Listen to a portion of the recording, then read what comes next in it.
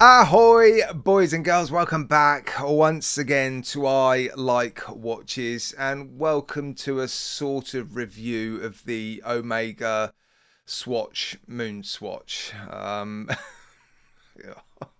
I did say I was going to make some content on this watch. Given that I've paid £270 for this, I've spoken about this watch briefly in one of those sort of chatty videos that I make for my second channel, I Like Watches too, and I made my feelings about this watch known.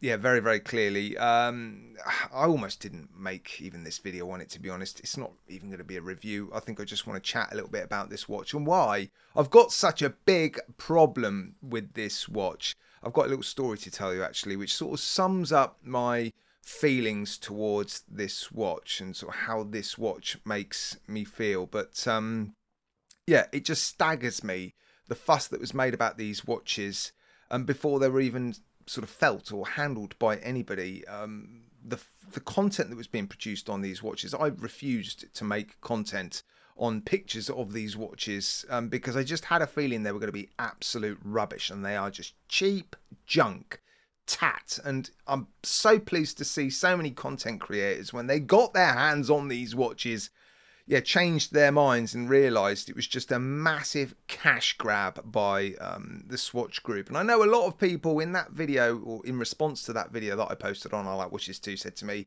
you don't fully understand the purpose of this watch. I do understand the purpose of this watch. It was just a massive cash grab, wasn't it? Yes, some people are saying it was designed to get younger people into watch collecting. I think that's what the Swatch Group would like you to believe, but the reality is it really was, or is, just a massive cash grab. They've sold out completely. I did give Omega a hard time, actually, for allowing the Swatch Group to use Omega on these watches, but of course, as you rightly pointed out, Omega wouldn't have had a choice. You know, they are part of the Swatch Group, and if the Swatch Group wanted to put Omega on these watches, they would have every right to do so. So I sort of retract that element of that video to some degree. I would like to think Omega put up a bit of a fight, though, to support the customers that are actually paying thousands of pounds and dollars to have genuine Omega watches, because honestly I can't see any other reason why anybody would buy this watch other than the branding on it. I went out on Friday night with, well, I sort of hosted didn't really, but I like to think I hosted the first UK Watch Reviewers Conference in Reading. Actually, me and Simon from Watch the Time just went out for a beer. It was really, really good fun, I have to say. We spent the first few hours talking about sort of reviewing and the technical aspects. I was showing him a few things. And yeah, I only took one photo of the night and I couldn't even get that right. So I think Simon has dismissed all the advice I've given him on how to get really, really clear footage and pictures. I think that all went out the window when I sent him the one picture that I took. Let me show you the picture. This is me and Simon in the Purple Turtle in Reading enjoying some live music. So yeah, we went out and discussed this watch because I wore this watch out. I thought, I'm going to wear it. You know, it's pick up and go. I'm running a bit late. I'm just going to grab this watch, take it out, see how I feel about it. It is super duper light. When Simon held it, he was like, oh my God. He said he queued up for this watch. He was going to buy 2 of these when they first launched on the first day. He went to London and he said after a short period of time, a fight broke out outside the shop and they shut the shop.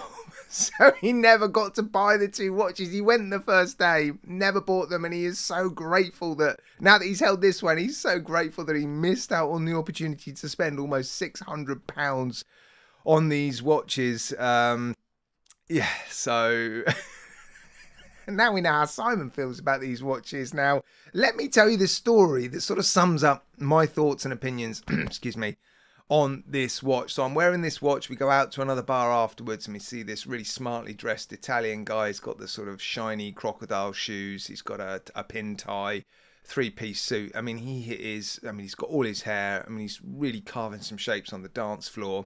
And this watch that he's wearing is quite big. It keeps catching me in the eye. And I've got to go and see what this guy's wearing. So I go over and just ask him what watch he's wearing. He then accuses me of trying to mug him.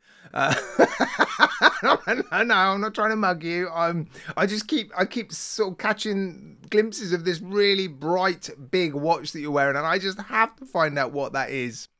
Anyway, eventually he agreed that I wasn't trying to mug him. And we just got chatting a little bit about watches.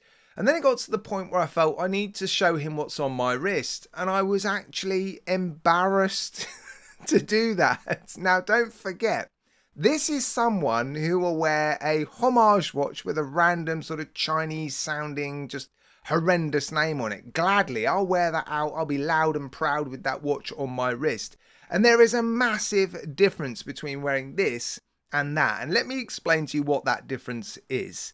When I wore this on my wrist and I was showing it to this guy, it felt like he knew the only reason I bought this watch was because it had Omega on the dial. I can only think that that is really the reason. That is the only reason I'm trying to say that I think people buy these watches. A lot of people are buying them mind to flip them and try and make a profit, but yeah, it just feels like that's the only reason to buy this poorly made piece of plastic tat. Whereas with the beautifully made homage watches that you can buy from AliExpress, and don't forget, some of these watches cost less than this, the all stainless steel sports watches that you can get from AliExpress, they look $1 million compared to this. Yes, they might have random names on them, but the difference is, when I say to someone, do you like my, random Chinese homage watch? Guess how much this thing cost? £200. People, I really am still wearing the tag, aren't I? I've just realised. People keep saying you've still got the tag on.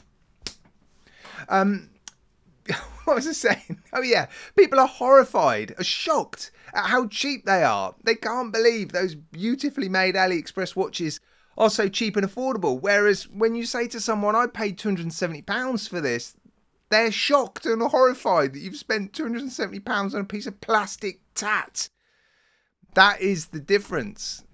I mean, it's just junk. And I mean, there's another collaboration that's just kicked off between Tag and Kith. God, I hope these things go away. Right, there we go. Now you know how I feel about the Omega Swatch collaboration Moonswatch rubbish. I just need to get rid of this watch now as quickly as possible and try and get some of my money back, I think.